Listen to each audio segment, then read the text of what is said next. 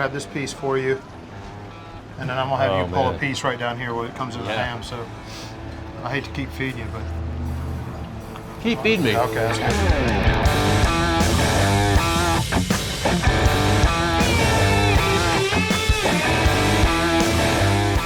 Hey, I'm Robby Melvin. Welcome to BBQ&A. I'm here with Pat Martin of Martin's Barbecue Joint, where we're going to talk all things West Tennessee whole hog cooking. That's right. So we're going to go through the process, eat it, of course, and just talk some pig. I'm going to personally make you a sandwich, Robby. I can't wait. It's been like a dream of mine. So let's get right to it, Pat. What do you think?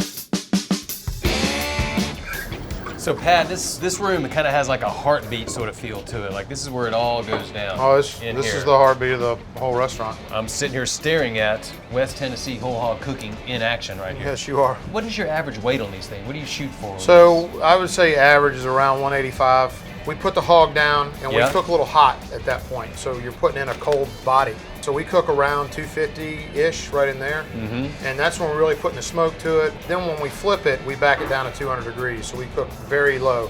What is your go-to wood? You have a hickory. Hickory all the way. Okay. Hickory's my preference. You're asking me that. But I believe the best wood is the wood that's most convenient to you. If I can't have hickory burning, using white oak or red oak makes great hogs. I just haven't liked hickory because that's my... It's what you got, West Tennessee, and right? Specifically pig nut hickory. There's about 8 different kinds of hickory. Now what was that again? Pig nut hickory? Pig nut hickory is what I think is the best hickory. That's very ironic that that's what it's called, and it is infusing this already delicious animal with so many other good things. Is there any kind of rub? I came up with a rub in my dorm room in 1991, and I just am romantic about it, so I use that. But if you really break a rub down, it's a balance of salt and sugar. I want light brown sugar, some white sugar, some kosher salt, definitely something citric in there, and paprika and chili powder for coloration. It just helps make it look prettier when it's done.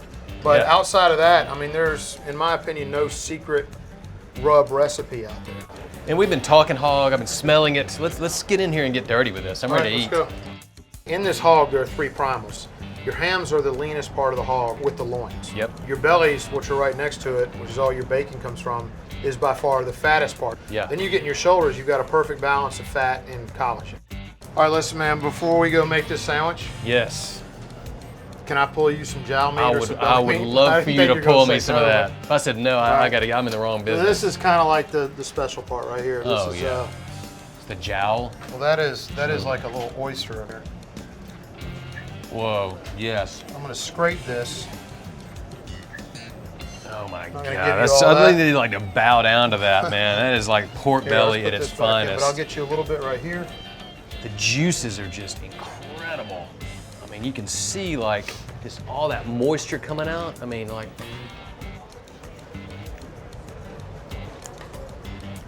Yeah, if you don't like that, something's wrong with you. Something's wrong. It's, oh my God, Pat, that is delicious. Thanks, like, I mean, let's go make a sandwich, because now you got to have it all put together. Let's hit the whole thing, everything bite. All right, before you lay this sandwich on me, I can't resist. I got to get in here. Of course. I mean, it's just staring me in the face. I'm smelling it. I feel like delicious fat, juicy. Oh my God. It's hard to believe this is about to get even better. Let's do it. Let me make you a sandwich. Please. The thing a lot of people do, and in my opinion, even at barbecue joints, but a lot of people at home is they get overly proud of their portion size. And a lot like we were talking about balance with fat and acid before, you also have to have balance on size. You know, like, you know, a lot of the chef-driven burger places now, you can't even get your mouth around the burger to get it in. You don't enjoy it. Right. So I like to keep it right at, I know what 4 ounces is because we look at it every day, but just use your own judgment. Don't get the dadgum thing built up so much that it falls out all over whoever you have coming over your house and all. I mean, you know, keep it manageable. Okay, here. All right, let's go.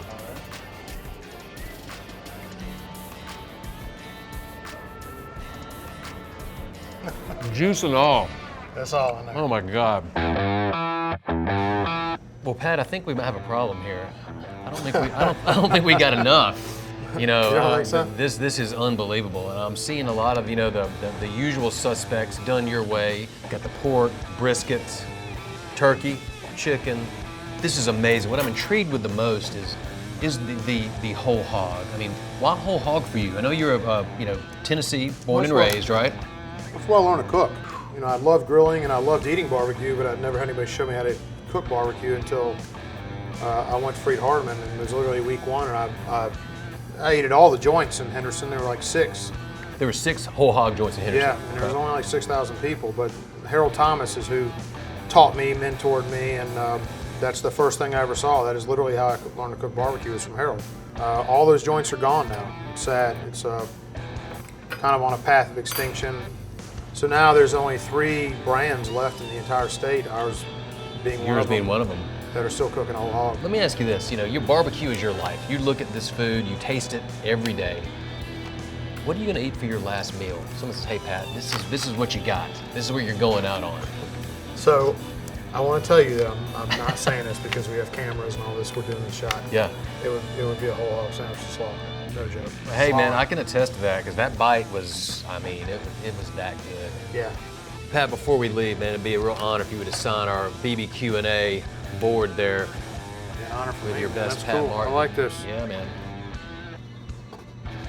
We're real fortunate to have folks like yourself want to come and talk about their craft, so we always want to document it.